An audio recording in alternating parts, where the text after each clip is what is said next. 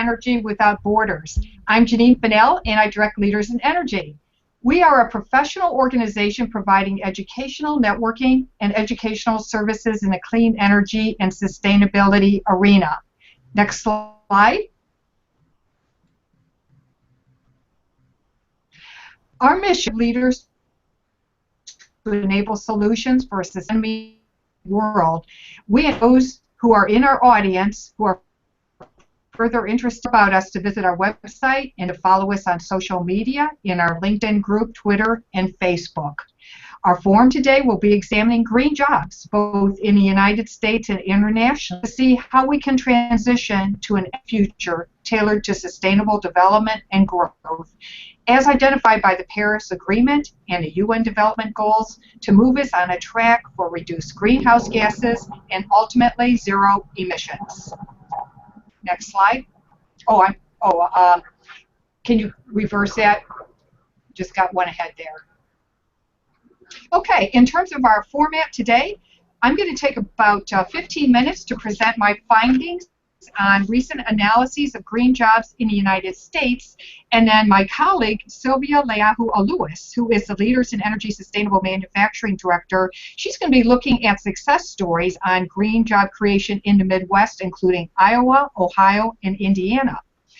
Adrian Camp, who is the founder of Energy for One World and is partnering with us on Leaders in Energy Without Borders, he will focus on green jobs at the international level and their role in transitioning our world to a cleaner energy future in relationship to the UN Sustainable Development and Growth Goals. Next slide, please. So without further ado, I will begin our presentation focusing on green jobs in the United States. So I want to set the stage for our discussion by mentioning the International Labor Organization.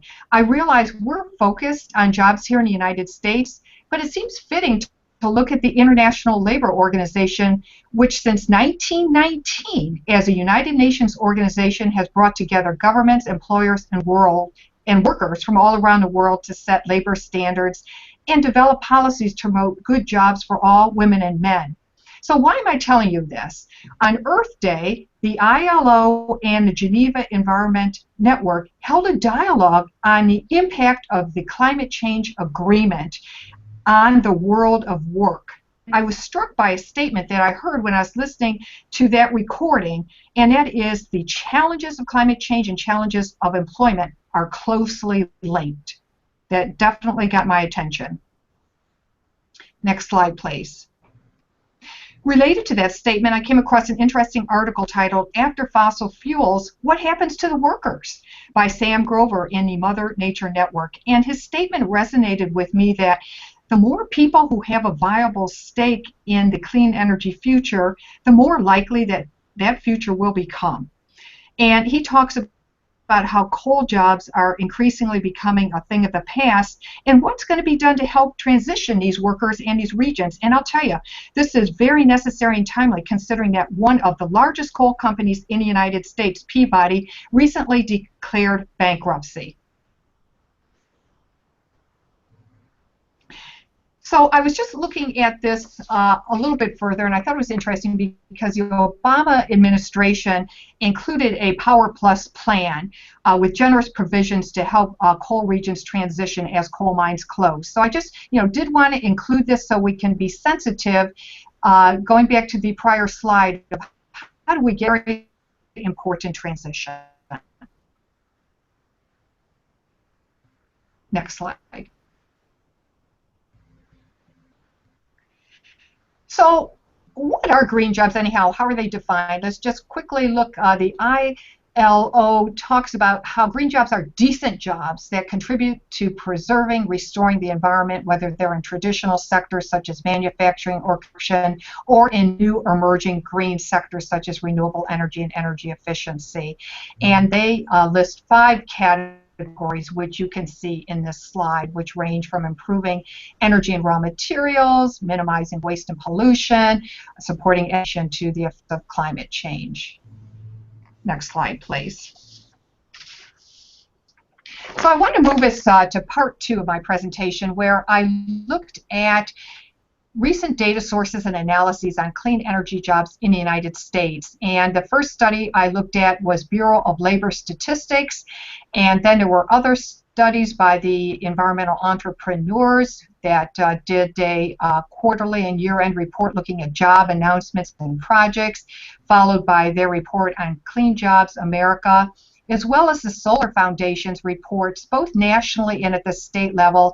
And then I'll end on the International Renewable Energy Agency report for U.S. jobs. Next slide, please. So in terms of, let's look at the definition of the labor statistics jobs on green jobs, and it's fairly similar to the ILO definition. And this is the definition they use for use in their data collection in their surveys, that jobs are either businesses that produce goods or provide services that benefit the environment or conserve natural resources, or jobs in which workers' duties involve making the establishment's production processes more environmentally friendly or use fewer natural resources. So I wanted to set the stage for you as we get into this discussion, because I know people refer to clean jobs, green jobs, just there's a whole litany of definitions, and wanted to kind of give you the official from Bureau of Labor Statistics. Next slide, please. So beginning in fiscal year 2010, Bureau of Labor Statistics had a Green Jobs Initiative to measure green jobs, and they're considered to be extremely reliable in terms of the data that they collect, and they found 3.4 million jobs in the United States at the end of 2011. Next slide, please.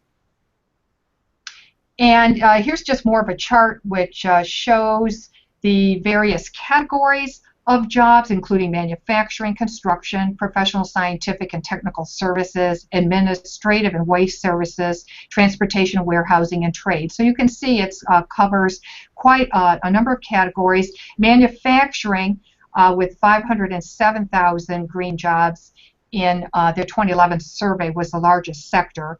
And goods produced in those jobs include air conditioning and refrigeration equipment meeting selected standards, hybrid cars, and related parts pollution mitigation equipment.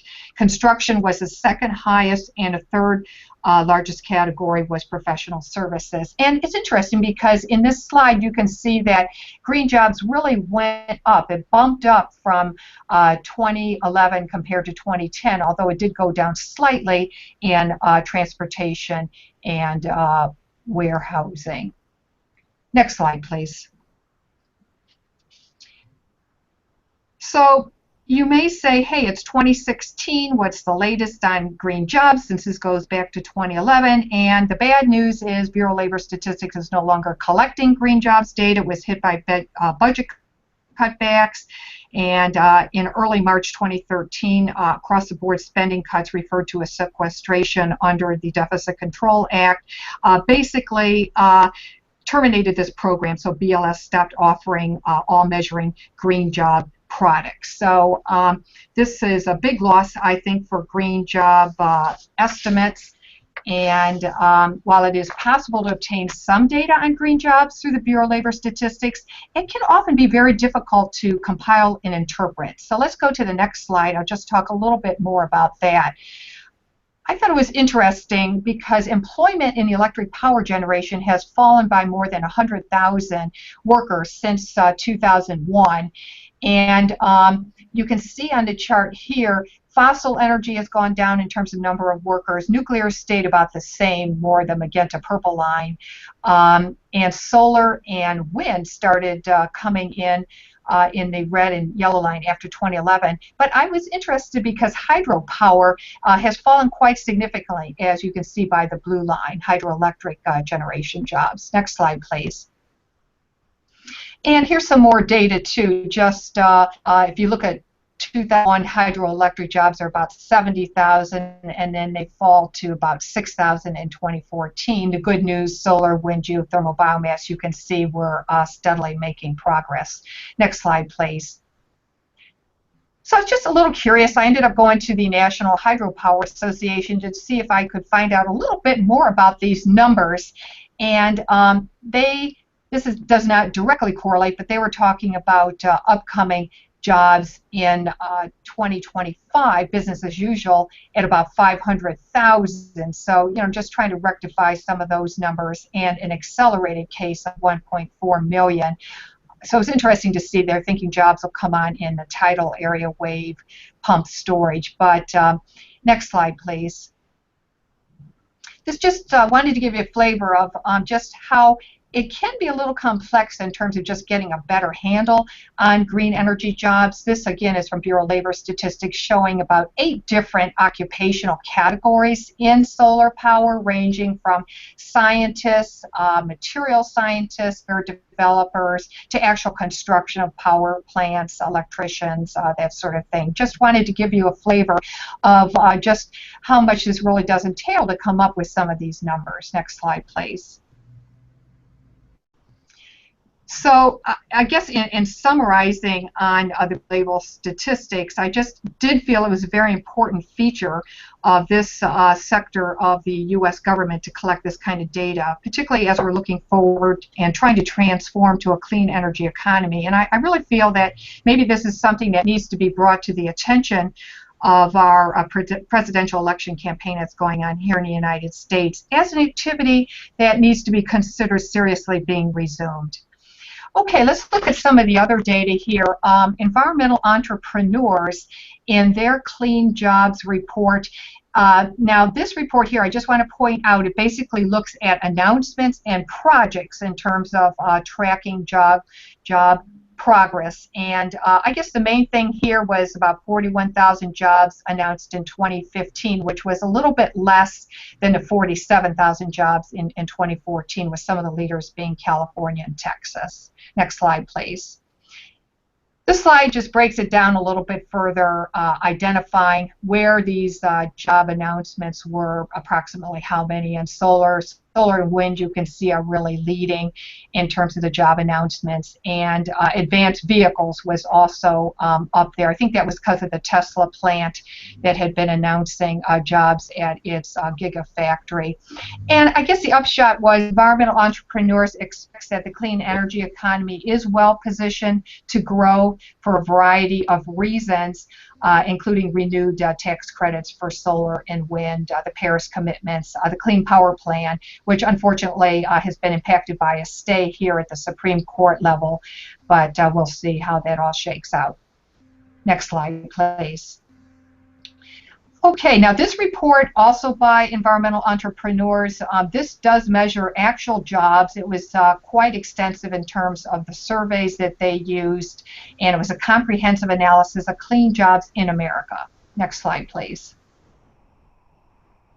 And you can see here that their numbers were slightly lower, actually, than the older data numbers from the Bureau of Labor Statistics. They counted 2.5 million clean energy workers. As you recall, from the BLS, it was 3.4 million workers. The majority here is in energy efficiency, followed by renewable, and then they break it down into additional sectors, including advanced vehicles, clean fuels, and electric storage smart grid. Next slide, please. This shows energy efficiency jobs. This just breaks down those numbers a little bit more, and you can see the major categories: HVAC, heating, ventilation, air conditioning. Then it had advanced materials. Other categories: high AFUE, annual fuel utilization efficiency, more related to furnaces, 7.2% REHC, renewable, residential energy heating and cooling. So that just breaks it down a little bit. Next slide, please. They do the same for renewables. You can see, again, the lion's share: solar, wind, then followed by some of the other renewable energy sectors: biofuels, hydro, geothermal. Next slide. I highlighted these items in red. It may be a little bit hard to see here. Just wanted to point out that in addition to renewable and energy efficiency, that they were also tracking these other sectors of fuel, the clean distribution, advanced vehicles. One number here you might want to also take note of is their solar number of jobs. You notice it's about 300,000 workers. So keep that in mind as we go forward on these slides. Next slide, please. The next report was really two studies done by the Solar Foundation, both their national census as well as their state census. They say this is their 6th annual update of current employment trends. Now note here that they said as of November 15 that they were employing about 209,000 solar workers. So I thought that was interesting because here this is the Solar Foundation. You thought maybe their numbers might be a bit inflated, but they were actually less than the Clean America jobs. So I thought that was that perhaps they were on a conservative side compared to some of the other numbers. Okay, next slide, please. Okay, and then this is reporting from their state solar job census where you can go in and look at all the by state. Next slide, please. And then just looking at the 10 top states in solar jobs, you can see California, followed by Massachusetts, Nevada, some of the others. And they're saying this is the first ever solar census figures down to the state, and they also included the federal congressional districts for all the 50 states, which I thought was kind of interesting, but I guess, you know, maybe they're trying to make a case to the each of the congressional districts and congressmen about the growth of green jobs. Next slide, please. Okay, now I'm going to move to Irina, and Adrian will be picking up more on this. Again, I'm just only looking at the U.S. side. You can see here for the United States, their tally on renewable energy jobs. Now note that does not include efficiency or other categories, so strictly renewables. That was 724,000 jobs. Next slide, please. And then you can see here highlighted in red, again, just looking at the various sectors, biomass, geothermal, hydropower, they aggregate their solar numbers, their solar PV, concentrating solar power, solar heating and cooking. And look at the number there. It's 174,000, which is even less than the Solar Energy Foundation number. So just you can see just a variety of numbers. I guess different collection techniques, maybe perhaps different definitions of who they're including. But I thought that was quite interesting. Oh, next slide. And that is pretty much wrapping up my presentation. Again, I'll just shout out, if you are interested in Leaders in Energy, please follow us and connect with like-minded people. And next slide, please. Here are just some of our coordinates in terms of our Twitter account. Feel free to email me. And I want to thank you so much for your attention and your interest in green jobs in the United States. And I'm now going to turn over the podium to Sylvia Leahu-Aluas. Thank you. Thank you very much, Janine. That was a lot of information and a lot of encouraging information. Even if some of the data is not collected anymore, we hope that that will change soon. And fortunately, there are many other organizations outside the government that do look at clean jobs and report data on it. So I would like to focus on my region, which is the US Midwest, and show you some success stories both in transitioning from existing industries to this new industry of clean technology, and also how the states have different approaches in attracting clean jobs to themselves. I took my data from Clean Energy Trust, which is the clean technology accelerator based in Chicago, Illinois, that runs a survey, a comprehensive survey on clean employment in the Midwest. So how many jobs there are now in the 12 states that comprise the US Midwest? There are about 570,000. And you see the same breakdown by sector that Janine was showing. 3/4 are in energy efficiency, followed by renewable energy, followed by advanced transportation, where advanced transportation is electric vehicles, hybrids, and such. clean fuels, and advanced grid. This survey allows you to make comparisons between the 12 states. I chose Iowa, and I'm going to show specific examples about Iowa and what they have done successfully in creating clean jobs, and Ohio, which is the leading state in clean energy manufacturing jobs. Why is that important? It is relevant and important because the US Midwest is manufacturing heavy, or used to be. This is our core competence, followed by agriculture. And there have been a lot of losses in manufacturing, so it is important to bring not only energy utilities that provide clean energy, but also the whole supply chain around clean energy. And Ohio is a state that was able to do that successfully.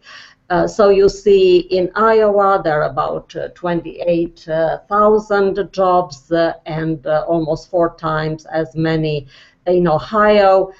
Both of the states have a healthy projected growth in clean energy jobs. So this is again a success story for states that have lost a lot of manufacturing jobs. And that is not the only problem that confronts the Midwest. It is also the fact that we have been relying heavily on coal as an energy fuel, and this is another thing that we must change. And again, some states are making that change successfully. So between Iowa and Ohio, the breakdown by sectors is, again, energy efficiency dominates in both, followed by renewable energy. But you see also very good numbers on advanced transportation in Ohio, and that is because a lot of the new hybrid vehicles are being built in Ohio. On the value chain breakdown, which I mentioned, is essential to be built around clean energy. You see again that manufacturing in Ohio is very strong. It is pretty strong in Iowa too.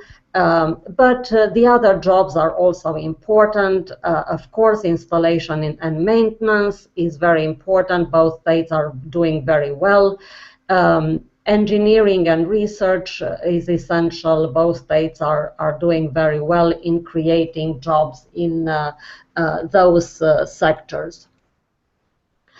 I would like to talk a little about Iowa and its very successful shift towards wind energy, and also towards the supply chain that supports the wind industry. They are a leader in the Midwest in the wind industry. They have about 7,000 jobs, and they're also third in the United States in wind industry jobs, which is remarkable. The jobs are very important, but also the externality, the positive externalities that the wind industry in Iowa has created. Some examples are there are 16 million per year in lease payments to landowners, which is a very important thing, so that the landowners don't feel pushed towards selling their land for urban sprawl, for instance. They can maintain the land, and they can be assured of a steady stream of revenue from the wind farms that they host on their land. In the same vein, the wind industry, the wind farms provide new and stable revenue for farmers, allowing them to mitigate crop risks, maybe reduce their insurance costs, and also keep the family farms independent and viable. I like to mention this excellent success story in a very small town in Iowa, Newton, Iowa, that for a very long time was heavily dependent on one industry only and on one company only. And when they decided to move out of the town and offshore their operations, the town was devastated. And this is an example among many of the history of manufacturing in the last few decades in the US Midwest. So from a bad story, it turned around into a very good one, with the support of EPA that helped enforce the cleaning up of the factory, of the site that was going to be abandoned. In combination with the local government, state government, federal government, they were able to find a new owner for the factory and to switch to wind turbine support tower manufacturing. Since then, they have attracted other wind industry manufacturers. So it is an excellent story, and it can show to everybody who has doubts about the possibility of transitioning from existing industry to clean technology, that it is possible and it can be done successfully. Another great announcement that just happened recently was made by Mid-American Energy Company, the largest utility in Iowa, that announced a major project that will provide a cleaner energy future for Iowa. It is a giant step towards realizing the company's vision of 100% renewable energy for customers in the state.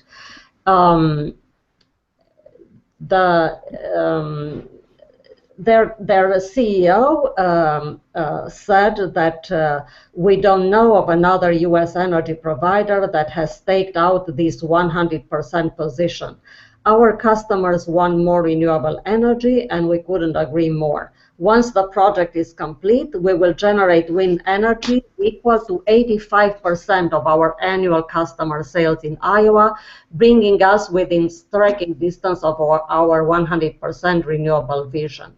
He also mentioned that there will be many other economic benefits to this project called Wind 11.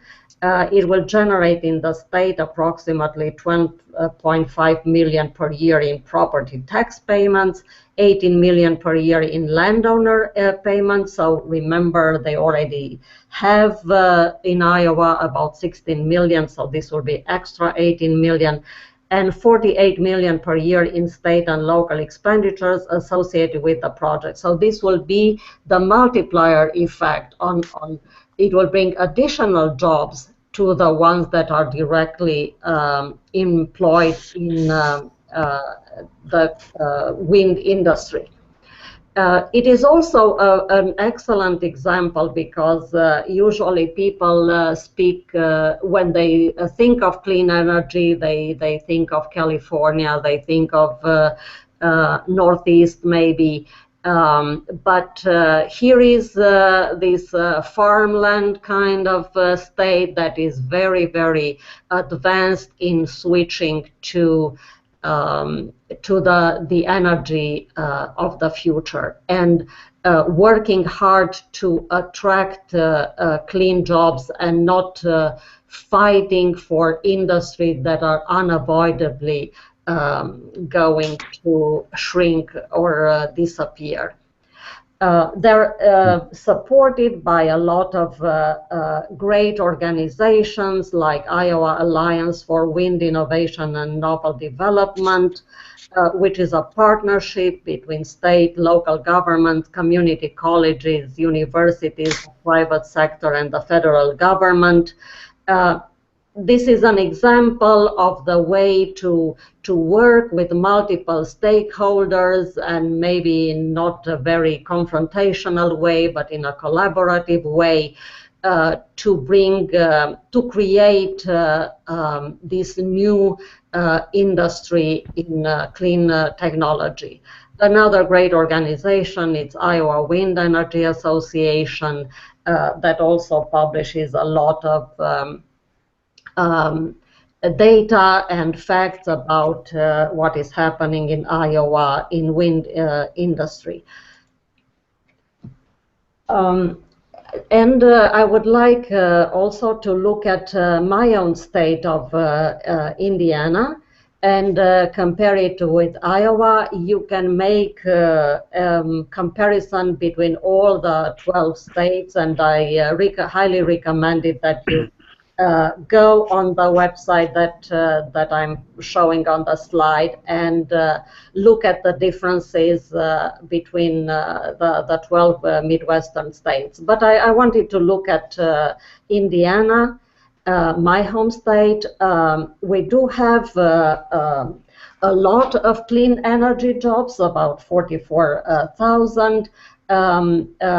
Unfortunately, we lag our neighbors. Iowa is not our neighbor in clean energy jobs, and we do not show a strong projected growth. So I think we can do better, especially if we will follow the example of Iowa, where there is support from at every level, irrespective of political leanings, for clean energy jobs and clean jobs in general. So where are the jobs distributed? Again, in energy efficiency, followed by renewable energy and also advanced transportation. Again, we show a strong number on advanced transportation due to the automotive industry, slowly but surely leaving behind the hopefully the internal combustion engine. On the value chain, again, we show strong numbers in manufacturing, but I think we can do better here. We haven't attracted as many manufacturing jobs as we could, since we have a very strong and diverse manufacturing base. But still, the numbers are pretty good, and I think if we can increase their growth rate, we will look better among the U.S. Midwestern states. However, not everything is bad or not as good as it should. We are host in one of the smallest counties of the state of a very large wind farm. There are many positive things to show about Benton County wind farms, and I recommend everybody who drives on 65 between Indianapolis and Chicago, hopefully who drives an electric vehicle, but whatever vehicle you're driving, stop a little around Benton County and look at the hundreds and hundreds on windmills of wind turbines on the farmland, rotating day and night and providing energy both for our utilities and also for out-of-state utilities. There were a lot of jobs that were created during construction, which helped Benton County ride the Great Recession pretty well. There were also 97 new permanent jobs created in a county with 9,000 people at a very good average pay with good benefits and paid vacation days. Why is that important? It is important because the new jobs must be comparable with the jobs that are being displaced. Otherwise, there will be, as we all know, there already is a lot of opposition to these new jobs, rightfully so. Nobody wants to give up on their standard of living, and particularly on the benefits side. And that's something that everybody should be supportive of. And as we discussed before amongst us three, it is not only a matter of let's leave one industry behind together with the people that work in it, but making sure that as we leave the industry behind, we don't leave people behind. And speaking of that, I would like to end by talking a little about a great organization that is doing the work of many other organizations, some of which were mentioned by Janine, in which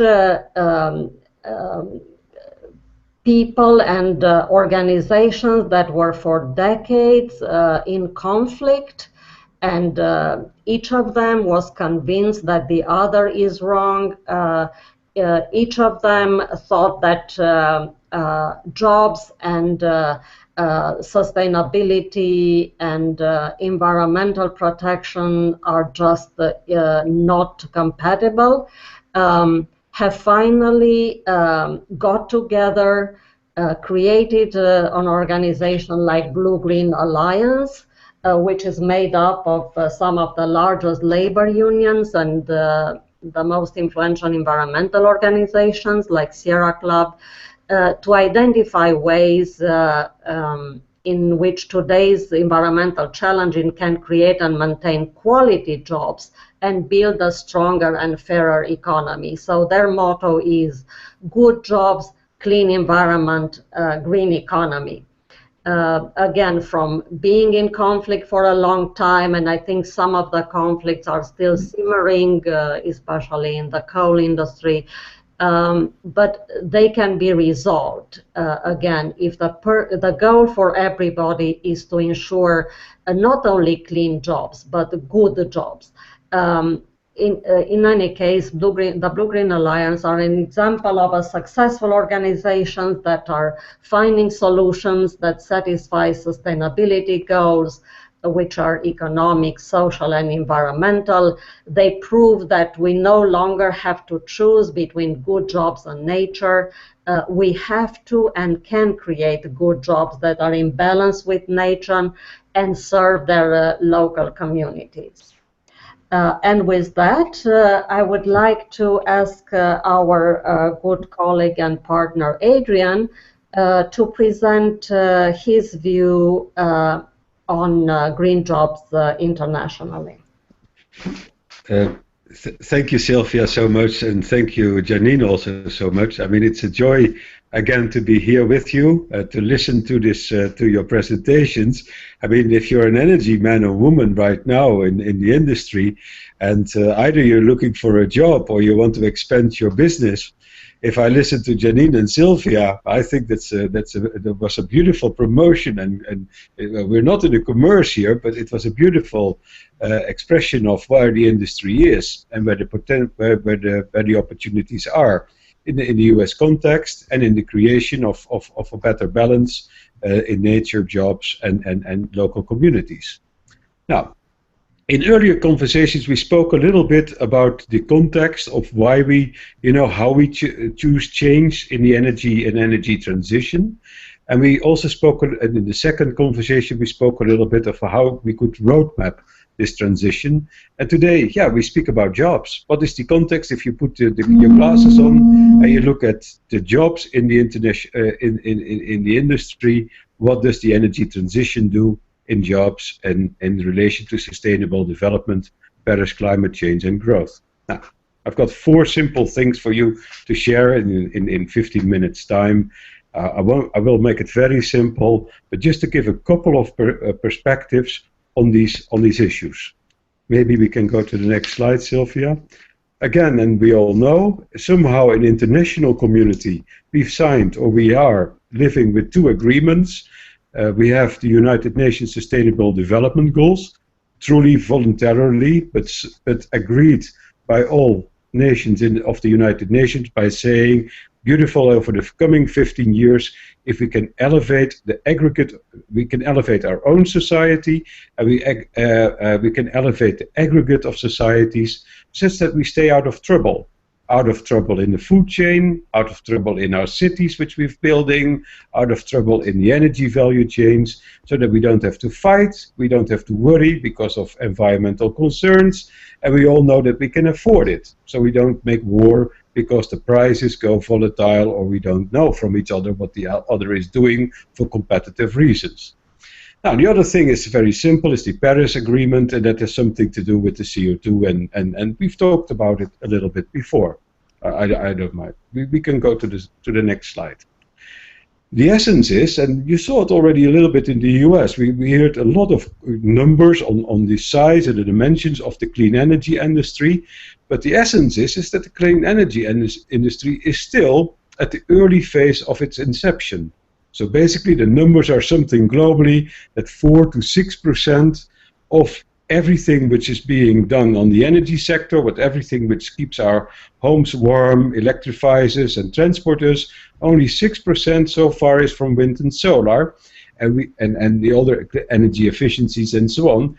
And we know that we really have to boost it. So if you are close to the clean tech energy industry, well, this is your moment. This is your moment in time, because for the coming decades, some people say that the growth rate needs to be 20% at least if we want to do these 2 goals, that the aggregate of our human civilization and society stays in order, and that we stay a little bit out of this Paris climate change agreement, that we don't see emotions there, or we don't run into problems.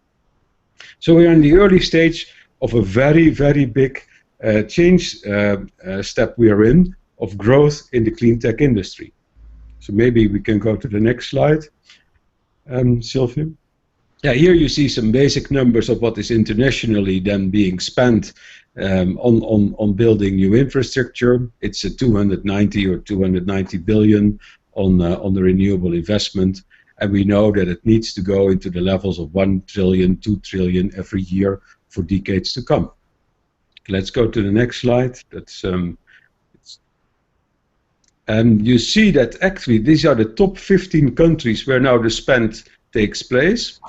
And in essence, what you can see is that, well, we know that 197 countries need to change, and we know that all these numbers need to magnify.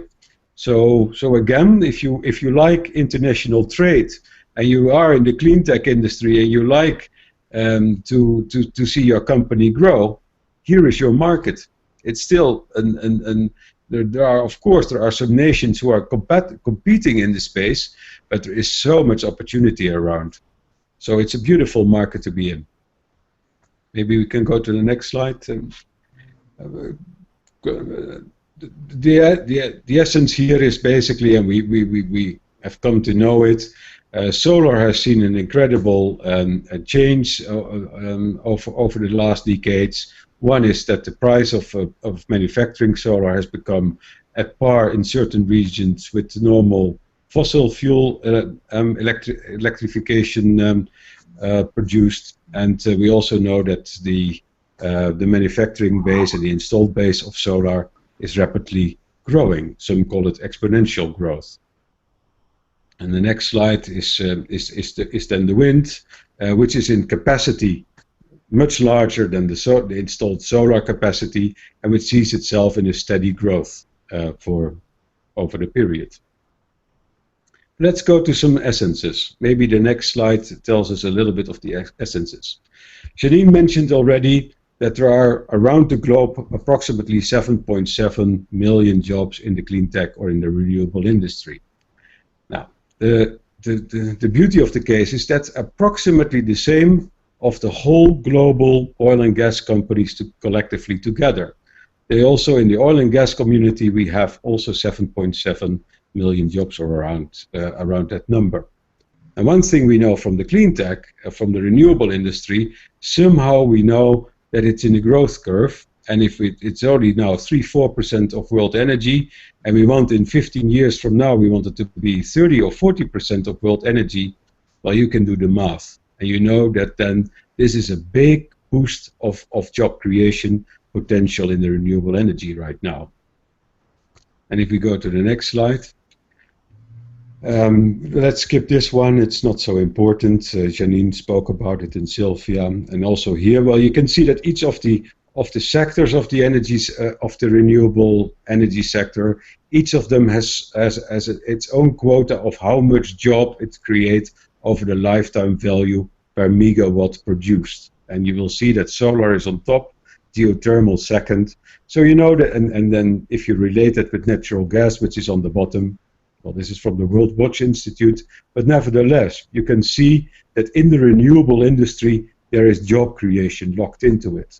But there is something with these jobs, and that we can see on the next slide, which is different than oil and gas. And that's what Sylvia mentioned already a little bit. She mentioned in her Benton area that these jobs on the wind farms produced good salaries, $40,000 US dollars, including benefits, solid pay, and solid sustained duration. And that's what the clean tech industry is. It's an industry where the profit per employee and the revenue per employee is sizable smaller than the profit per employee in the oil and gas or the revenue per employee in oil and gas. Oil and gas somehow over the last decades, and of course not this year and last year, but over the last decades was somehow on top of the world and the leaders in the amount of wealth they could accumulate per employee.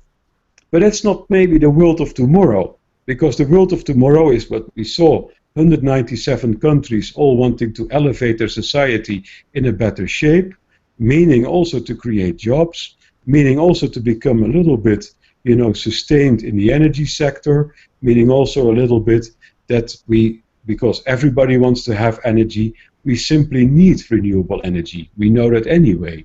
So you could see that in the renewable energy space, we can create massive amounts of jobs for good pace, sustained over years. And that's the good news, which this slide shows us. Maybe we can go to the next slide. Yeah, one thing from Germany then, and it is a little bit still in the early phase. I think they've got now 10-20% of their economy on renewables, but they measured it quite accurately, and they've said, well, our GDP, our gross product of a national product, didn't have any significant harm, or actually didn't have any harm. It just went up the same way as the renewable energy percentage went up in our economy. So you can grow, that was then the message from Germany, you can grow your economy, you will not suffer if you grow your renewable base. That's again, I consider quite good news for us to know. Maybe we can go to the next slide. Then there is something else which happens in our world as well, and employers know it, corporates knows it, governments knows it, nations know it, is that of course we are living in an age of rapid change, and also where youth and generations to come like to play a part or like to become member of corporations and of companies where they feel that they do a couple of good things, namely somehow they have purpose in their work, and we will come to speak a little bit about that in a little bit later in this conversation, and they want to feel good about that they don't do harm. So they want to feel good about their job in relation to nature, they want to feel good in relation to the job perhaps to other people.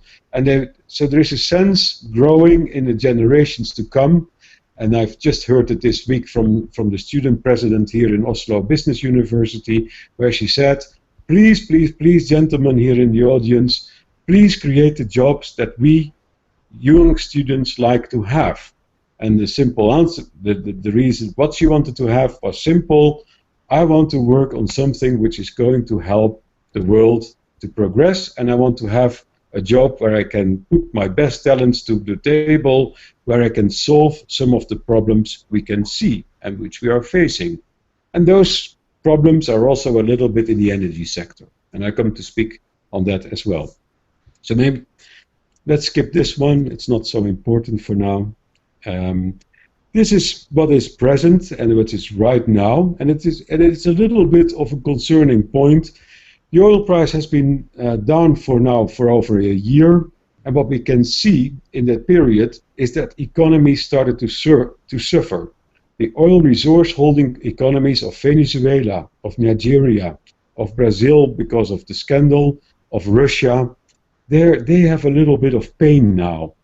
And if you are a full clean enthusiast and you think that is nice, that is your own thought, but the essence is, if countries are suffering and peoples are suffering, it's not a good thing. But the same has been true when the price was $100 or $150 a barrel or $100 a barrel. We also saw that certain countries were suffering. Countries like India, who have to import a lot of energy, or other countries around, where the poor and the deprived or the middle class was suffering because they couldn't afford any longer what they were used to. Now, and there's one other small picture in this slide, and that's the face of the Crown Prince from Saudi Arabia. And they've done something in this price wave where we are in now with this low price. They said we have to do something to our own economy, and we do something smart. We open up our own national oil company to become a little bit privatized. We get investors into our economy, and we make a private investment fund for new things to do.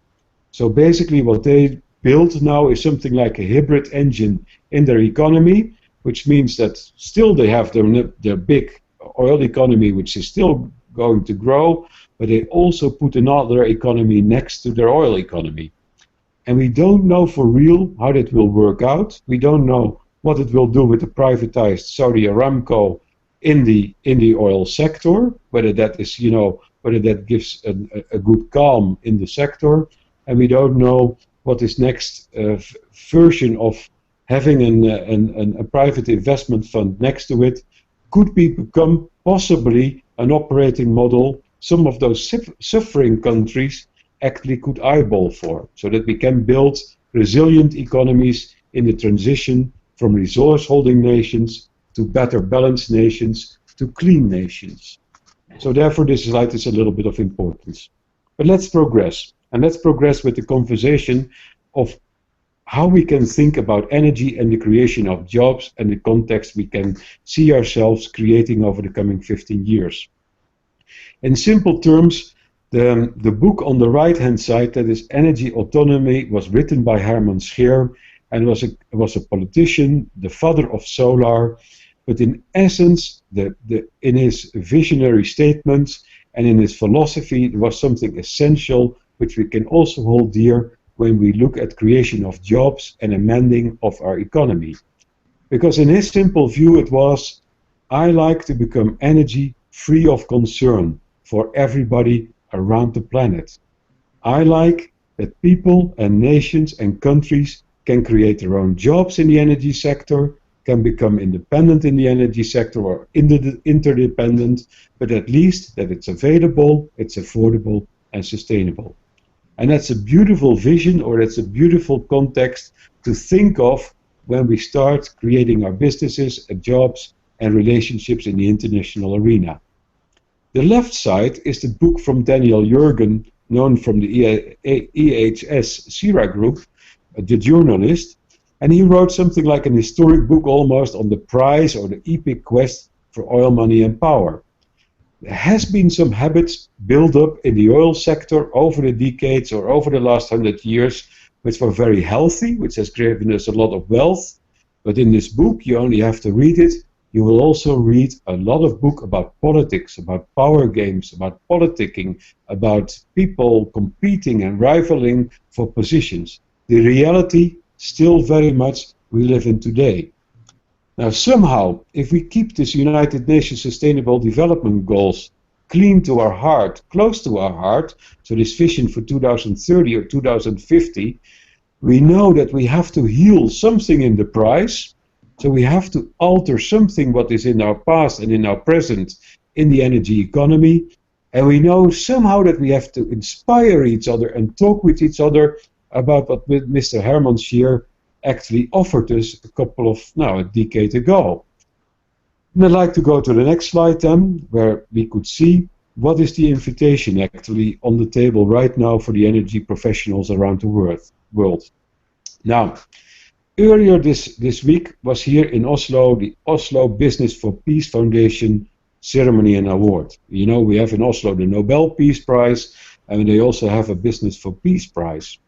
And in essence, dignitaries from the UN, CEOs from certain corporates, and of course politicians, all came together, and they just made another declaration together by saying, we see something, and the United Nations was represented, we see something on our horizon, what we all feel is the key essential for corporate business, wherever you are. If you live in China, you live in US, you work in Brazil, or you work in Northwest Europe, you have a multinational company in food or in water or in construction or in cement or in energy, it doesn't matter. We feel that the following lines hold true.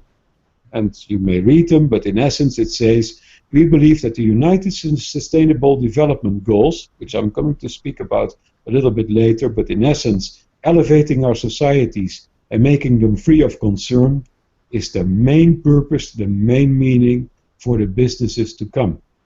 And it is something which we have to, because, and that is then in the sentiment of these people and in the concern of their minds, because if we do not do that, or we don't at least go in on the invitation, we may end in trouble, in the aggregate of our developments or in the individual of our developments. So the essence is, and that we know, politicians can't do it on their own. And you can read it in the newspapers, you can read it in all the campaigns, but we know that politicians alone cannot do it. And we know that business people alone cannot all do it as well. But the combination of the professional, society, business and governance, that may bring this about. Now let me go to the next slide. If you look around the world, not all is equal. So somehow we know that there are certain blocks and certain development maturity stages of a country, and that matters then in the essence of how you can look at this invitation on the United Nations Sustainable Development Goals and what the invitation for you is to do. Now, we talked in an earlier conversation about the OECD. We listened again to Janine and Sylvia on the USA, on the US market. But the essence is, yes, we will. Most likely the USA becomes member of the Paris Climate Change Agreement. Most likely the USA is already member of the United Nations Sustainable Development Goals. And with Canada, Europe, and so on, the world is a little bit looking at us and saying, okay, what are you going to do in this sphere? What are you doing in your companies? What are you doing in your states? What are you doing in your nation on these two issues? Now, the richer resource-based countries, OPEC, GASPEC, I spoke briefly about Russia and Saudi, and the essence basically is these countries can't change from today to tomorrow by just saying, well, we switch off all the oil and gas and we go over in wind and solar. It needs time for them to attune their economies, but for sure, they have a responsibility and duty of care. Of course, one is to keep the oil and gas sector in order for the time to come, so that we don't have new volatilities or competitive plays and power games in the sector. And the other thing, what they for sure are invited to do as well, elevate their own societies, so adopt the United Nations Sustainable Development Goals, and be partner in that in the wider world. And if they're rich, so if the oil price goes a little bit higher again, and if they're very rich, then for sure the world will look at them and will say, please, please, please come and help to build the developing and the least developed world in order to become that they can have their own energy systems and that they also have their own sustainable development goals, that they can meet them. Now, I don't want to go too much into detail, but China and India are two big countries on their own, and they have both of them a little bit of a different approach to the change challenge they're in, and that would require another conversation. But let's look at the following slide again. In essence, yeah, there are two places where we are asked as energy professional and sustainable development practitioners to look at. One is basically all over the world. If you like traveling, you find communities, rural communities, and people in villages which are living in relatively still very simple ways.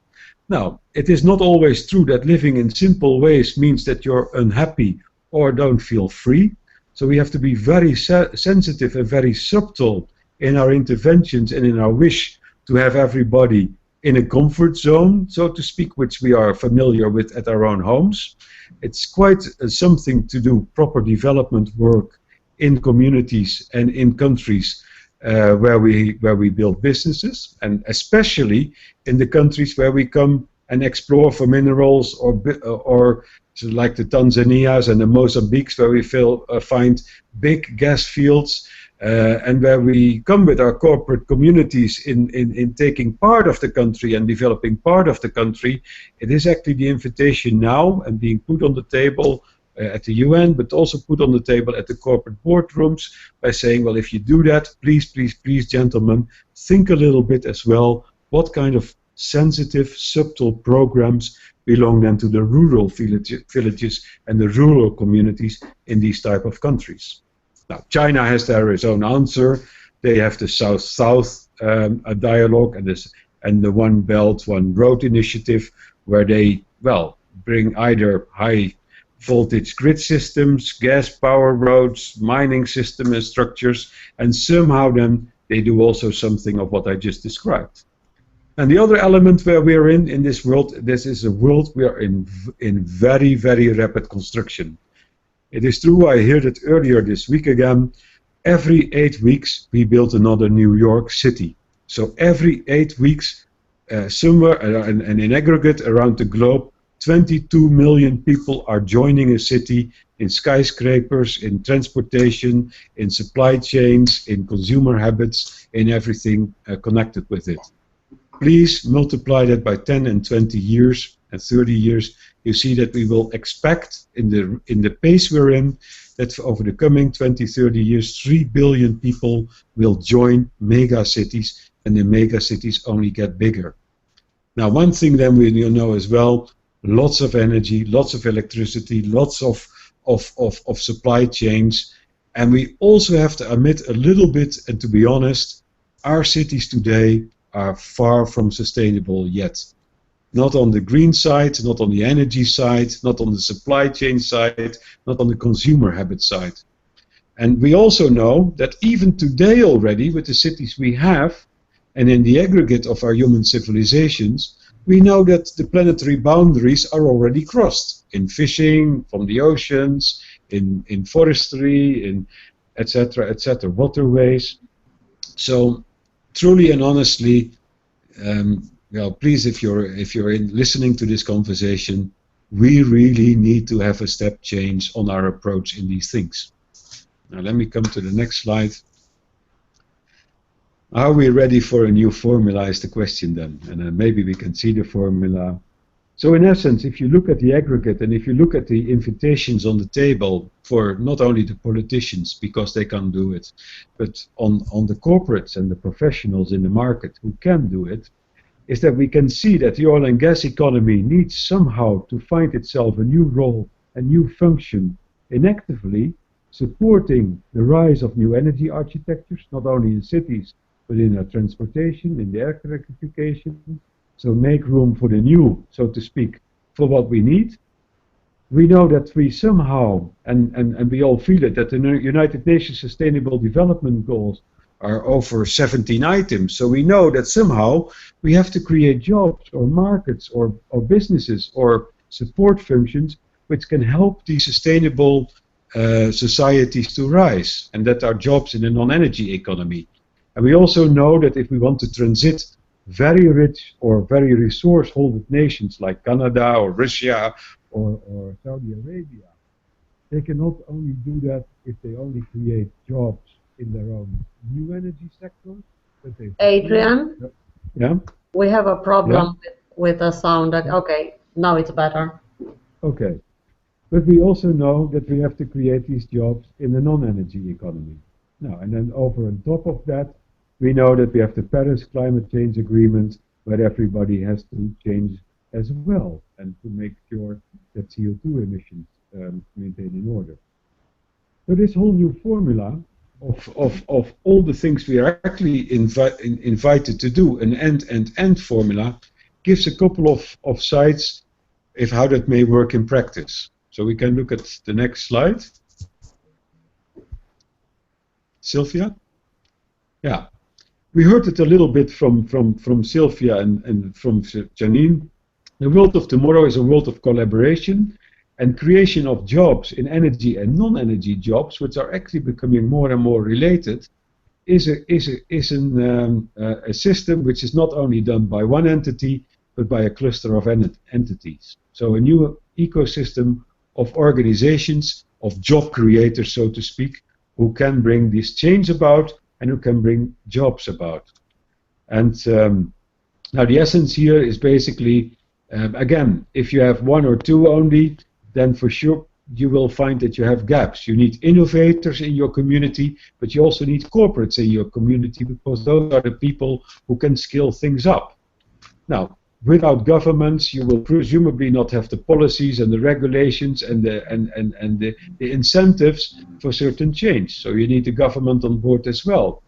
And if there's nothing carried from the bottom, so if it's not becoming active and alive in the Benton community or in the communities around, in the cities around, for asking for certain quality of jobs or asking for certain ways of lifestyles which belong to the better, greener, cleaner, and so on, then nothing will move either. So it's truly a game of bringing these clusters together and making them to work. And that's different in America, it's different in Norway, and it's again different in Africa. So it is a subtle art of bringing the right people for the right reasons, for the right objectives to the table. Let's look at the next slide. It's an example from the North Sea, where and it's a serious plan. Is that we know that the Netherlands, for example, in 2023, 2030 will run out of gas. So it's one thing is that the Dutch economy needs to find itself a new source of energy to fuel its economy. And simply said, the news, well, 1 or 2 weeks ago was that the Shell Group, it's a large oil and gas company, was a little bit being questioned from different sources and from the journalism, from some activism, from some shareholders of what is your statement and what is your position now actively in this thinking on, do we need in the wind farm economy offshore. Now, and the good news is then that over a week ago or 2 weeks ago, they made the message, yes, we believe in wind offshore, we believe that it's required, we believe that we can include it into our business model, and we believe that needs to be done. Now, there are some people who have stepped that up a little bit, and this plan is a plan of simply 25,000 wind farms on islands offshore, and the Dutch economy looks at it, so some entrepreneurs, but corporates look at it now by saying, if we do that, and we do that with the UK, and we do that with the Nordic countries, we actually build a new industry. Not only a couple of these windmills. Now we completely start the manufacturing, lean manufacturing, and they already estimated by the 25,000, if they go in that direction, they can create 400,000 jobs as much jobs as presently are in the oil and gas economy in the UK and the Netherlands and Norway, and they can actively then create also an industry which can go around the globe. So in essence, 40, 50 years ago, we discovered the North Sea. 50 years later, the North Sea, or the bottom, the southern part of the North Sea, is empty of gas and empty of oil. And now we see the early rise of good corporates, good people coming together and saying, potentially this is the moment for us to bring this new industry about. Well, it's combining, well, Sylvia mentioned it already, but it combines all these good stuff. Now, Canada, I don't want to say too many words on it, but one thing I can say is that, well, we have this new Prime Minister, Mr. Trudeau. We have a commitment both on the Sustainable Development Goals and on the Paris Climate Change Agreement. So, for sure, this is a picture from Mark Jacobson, the Stanford professor, who has done the calculus that in principle the Canada country could also run 100% on renewables. For sure, Canada will have to make its own judgment on how far it will want to go in that game. But in essence, it's true that Canada can and will play a very supportive role, a very productive role in the transitions we are in, and in the requirements we are in cross-border and in its own border. And I'm very happy with that. And it creates jobs. You can see the numbers, but it's something with, and it creates jobs for 40 years continuous. So anyway, there's a good potential from Canada. Let me go to the last one as example. I live now in Norway. It's a country blessed with resources, and a country blessed in dimensions, in size, with only 5 million people. Now, if I have to say one thing, I could say that Norway is, as Canada, already committing itself very substantial on the United Nations Sustainable Development Goals, not only within their own borders, but also in the international arena, not only by giving finance, but actually initiating programs. And it is also, but it's true that the Norwegian economy runs for 50% on the oil and gas economy. And it's true that in Norway there is quite a discussion and dialogue ongoing, the same as in Saudi Arabia and the same as in Canada. How can we build this extra economy in our economy, of which is then supporting the United Nations Sustainable Development Goals and supporting the clean energy and energy transition, so the modernity of new vehicles, new transportation. Adrian? Yeah? You're fading away again. Okay, that's okay. better. I'm still here. And so, in essence, what we see in Norway is that as a country, there's a potential of 100,000 new jobs in the clean tech and the sustainable development goals, which could ultimately balance or get an equal par with what we presently see in the oil and gas economy. And in that way, this economy can then make the decision to move away from oil and gas or do less in oil and gas and build up this new economy. Now, let me go for the last couple of slides on this topic. One thing we also all understand as well, we live in changing times with artificial intelligence, robotization, manufacturing, automation, etc., etc. Rapid acceleration of new inventions. So sometimes when we create jobs, or we think that we create jobs, these jobs elsewhere may be lost. So the essence for our economies and for building sustainable societies is to look again at your whole way of how jobs are being distributed in your society, and to make sure that if you want to have everybody included, that you create a space for people that they can come to the workplace. So in certain countries it may mean you only have a 3-day work week.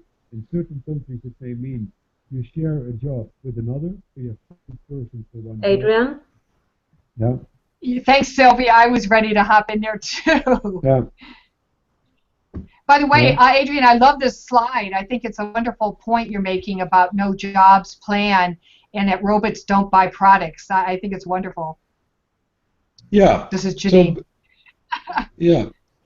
So the essence is that the job creation schemes which responsible corporate businessmen and responsible governments and business community needs to build is to understand that we in this rapid acceleration of modernity, we need to think again in the way we construct our economies and we create business communities. Now, what Dubai is doing is to launch the first driverless cars in a big way, and we know if you have that scheme in your city that you don't have to print that many cars any longer, and you know that the taxi driver of Uber or the Ubers are losing jobs. So we know that we are in a transit as well in the way our whole industry will work.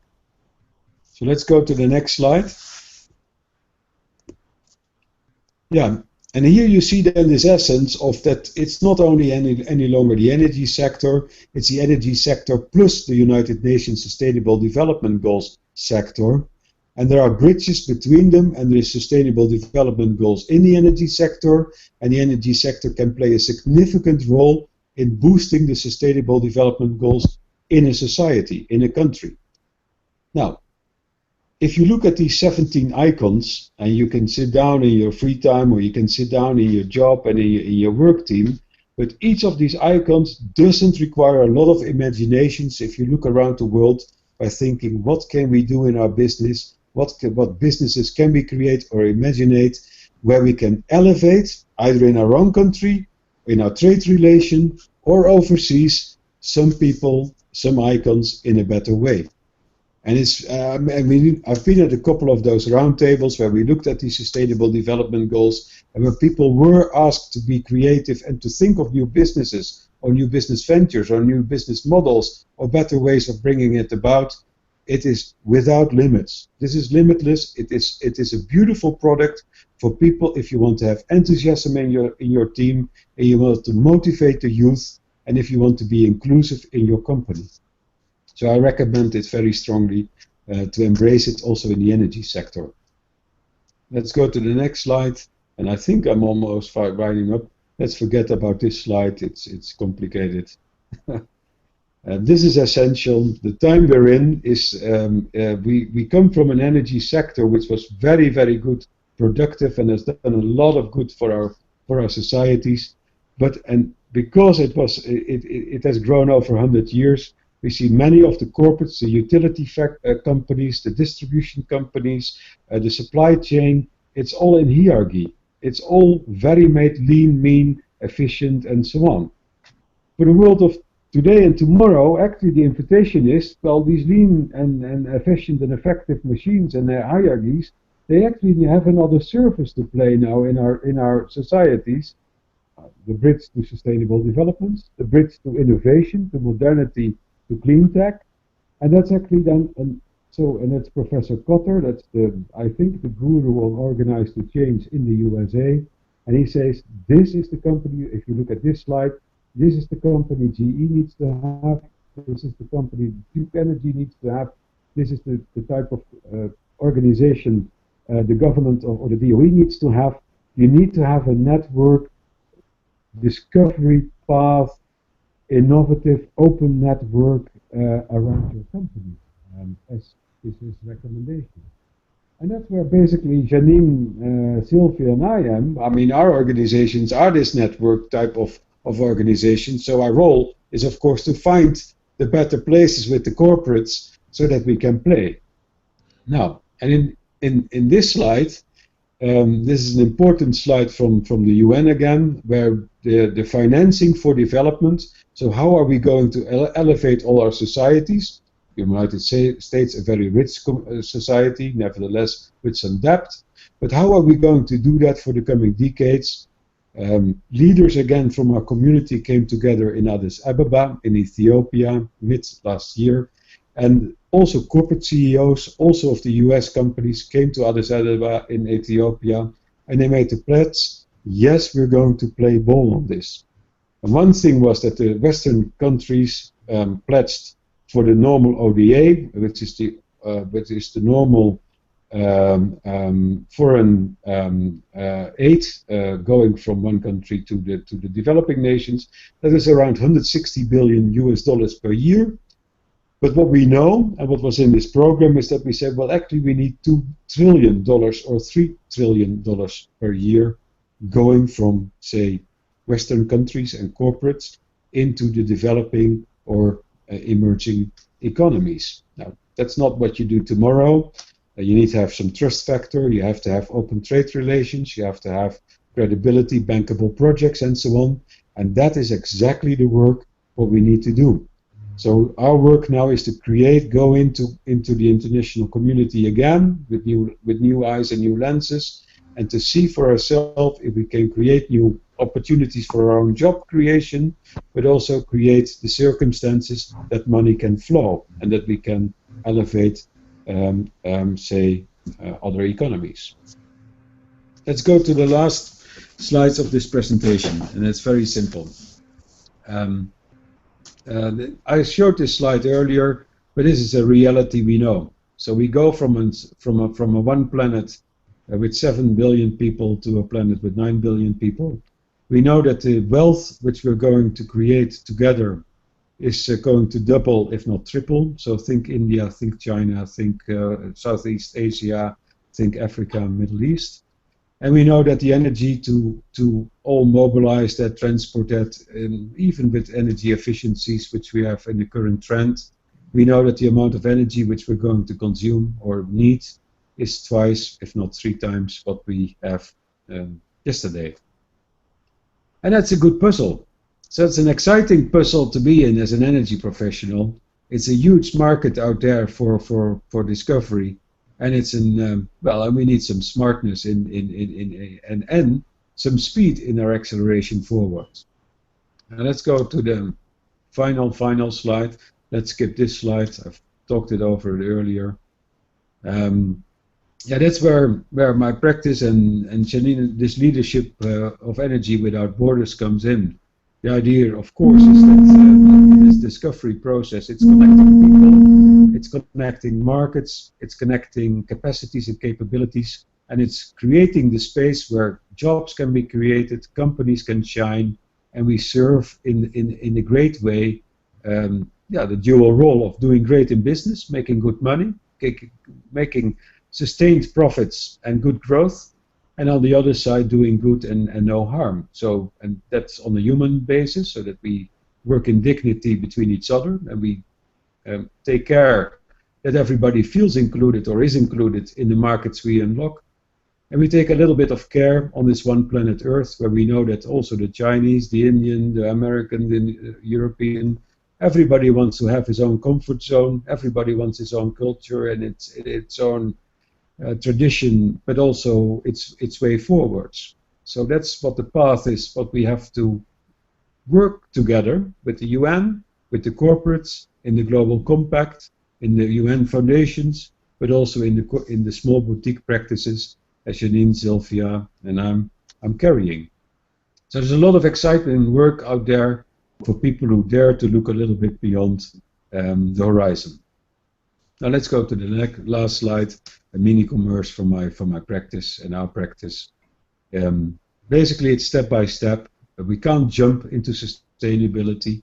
We can't jump societies in sustainable societies. But what we do know is that we have to start to walk this path, and there's a lot of learning to be done, but there's a lot of fun, a lot of joy, a lot of growth, a lot of pride, and a lot of beauty to be created by coming together and building this better way forward.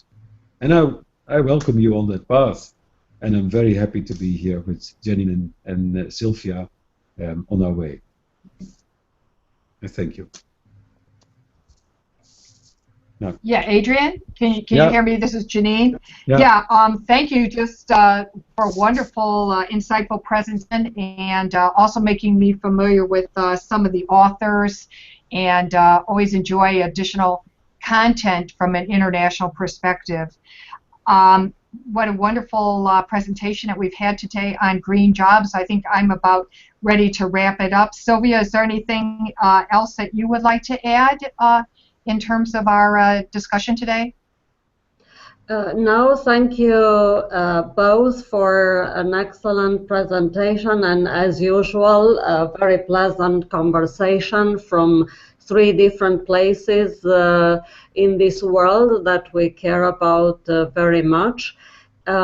I think next time maybe we will not have a presentation but a conversation amongst us three and people who would like to join us on the topics that we've been presenting in the last 3 months. So watch for the schedule of our next conversation. Thank you, Janine and Adrian. Have a nice evening, a great day ahead. And thanks to all of you who are watching and collaborating with us. Bye-bye. Very good. Thank you. Bye-bye. Thank you. Bye-bye. Bye-bye.